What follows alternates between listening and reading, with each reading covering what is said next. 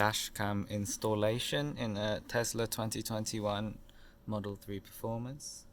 So I have the cable tucked up in the headliner here. There was a big cylinder with the iron thing to reduce electromagnetic interference, but you just can pull down the headliner, which I did with this, and then I just shoved the big cylinder thing in. Then I just routed it in under the headliner here, and then this is the A pillar that I took off. It was fairly easy, just pull down from top to the bottom. Down here I don't think there's anything connected. I just, after disconnecting the clips from up here, I just lifted it out. And of course, to lift it out, I had to first remove these two panels. This panel has two clips here, one here. I opened the glove box for that. And then for this one, there's one clip like here, and then you just pop it open. Sorry, here's this one. You pop it open and then rotate it out. And then this was the panel here, and I opened the glove box for that. There's this, of course, bungee thing for the A pillar, and then it's kind of locked into a slot like this, like that. So I had to like pull it out, as in rotate the A pillar to pull it out like that, and rotate again to pull it off like that. So it's like a two-tiered lock system, kind of. Oh, and then for the cable, to route it behind the airbag here without it getting in the way, I didn't zip tie it like I saw on some videos. I just rotated around, or wrapped it around in a spiral around the existing cable harness here. If you can see, it's in, out, and then in, and then out, and then that's the cable that goes into the headliner.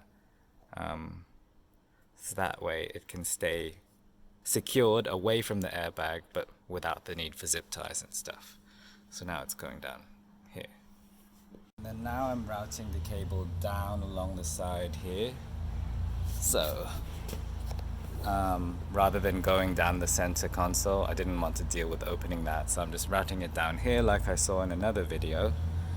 So to do that, I popped open this and just popped. I didn't finish popping it, but then it was enough because I took the cable and I shoved it in here and here and down in this space until we reach here.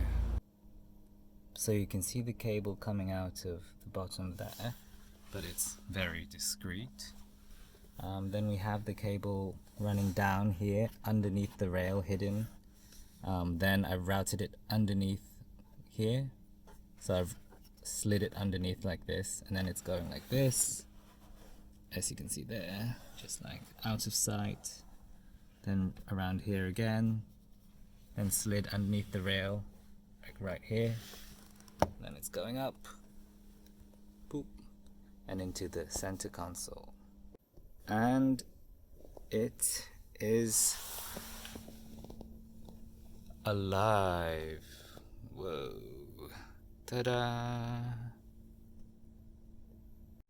One last thing, when you're putting the A-pillar trim back, this one, it seems to be that there's a clip here, so make sure that you slide the trim in between this clip so that it holds the A-pillar trim snugly in place.